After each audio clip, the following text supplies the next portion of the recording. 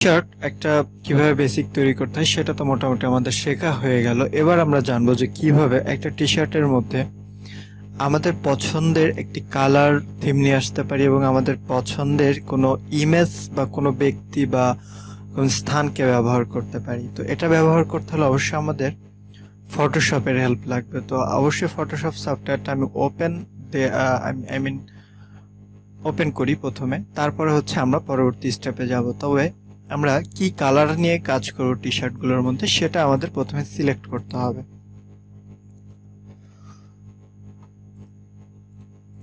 আমরা যদি চাই যে এই টি শার্টটিকে বাংলাদেশের একটা কম্বিনেশন দিব, অর্থাৎ লাল সবুজের একটা কম্বিনেশন নিয়ে আসবো এই ডিজাইনটার মধ্যে, তাহলে অবশ্যই আমাদের ডিজাইনটাকে লাল সবুজ একটা ডিজাইন দিতে হবে বা এই থিমেটিকে আমাদের নিয়ে আসতে হবে।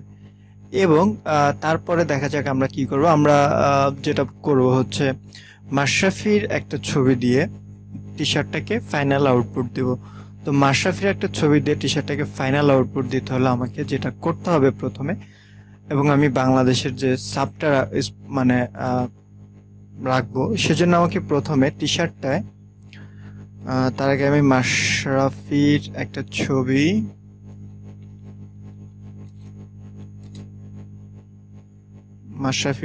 নিয়ে আসি এবং এদিক দিয়ে টি শার্টটাকে আমি লাল সবুজ কম্বিনেশন দিতে উইন্ডো মেনু থেকে গ্রেডিয়েন্ট অপশনটাকে নিয়ে আসবো। জাস্ট ক্লিক করব গ্রেডিয়েন্টে। করার পরে এখানে দুইটা কালার মোটামুটি দেওয়া সম্ভব, একটা হচ্ছে গ্রিন দিব আর একটা রেড। চাইলে কালার চেঞ্জ করা অবশ্যই পসিবল। আমি জাস্ট একটা প্রসেস দেখাচ্ছি আপনাদেরকে। এরপরে আপনি চাইলে আপনার কালারের একটা কম্বিনেশন এভাবে করতে পারেন। আবার যদি চান যে এভাবে না, আপনি অন্য কোনোভাবে কালার দিবেন, সেটাও করতে পারেন। যেমন আপনি যদি চান এক কালার রাখবেন, এক কালার রেখে দেন, সেটার মধ্যে আপনি অন্য কোনো রেড কালার ব্যবহার করবেন। তো সেটা চলেন আমরা ওইভাবে করে দেখি।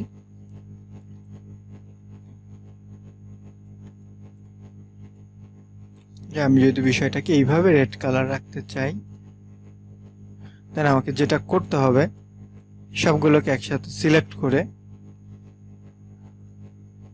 এখানে শেপ বিল্ডার নামে একটা টুলস পাবেন। এই টুলসটা দিয়ে আমাকে বাইরের অংশে ক্লিক করতে হবে।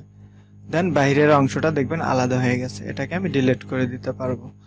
এবং আমার যে একটা আউটলাইন রয়েছে সেটার ট্রান্সফর্মটা উপরে নিয়ে আসলাম, ব্যাস হয়ে গেল।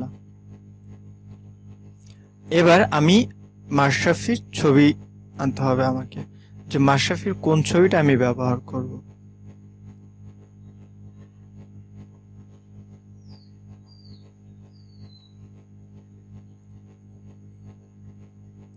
যদি মাশরাফির এই ছবিটা ব্যবহার করতে চাই, অবশ্যই আমাকে মাশরাফির ছবিটাকে ডাউনলোড করতে হবে প্রথমে।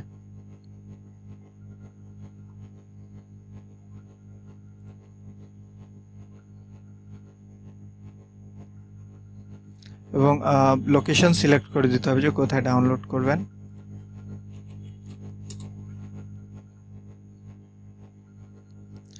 দেন পিকচারটাকে ফটোশপে ওপেন করেন। ফটোশপে ওপেন করার পরে আপনাকে যেটা করতে হবে, প্রথমে মাশরাফির ছবিটাকে আলাদা করতে হবে, অথবা আপনি দুইটা ভাবে করতে পারেন। একটা হচ্ছে মাশরাফিকে সম্পূর্ণ আলাদা করে, আর একটা হচ্ছে আলাদা না করে। কিন্তু আমি মাশরাফিকে আলাদা করে কাজ করতে চাচ্ছি।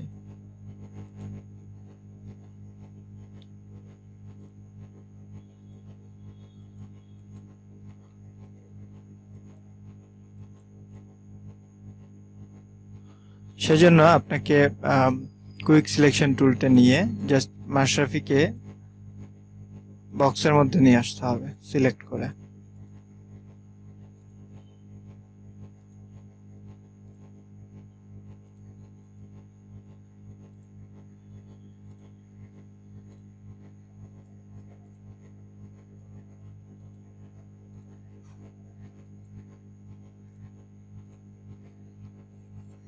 যখন মোটামুটি সিলেক্ট দেখো, তখন Shift+F6 চেপে ফেদার অপশনটা এনে আপনি 0.5 ফেদার দিয়ে Ctrl+J দিয়ে এটাকে আলাদা করে ফেলবেন।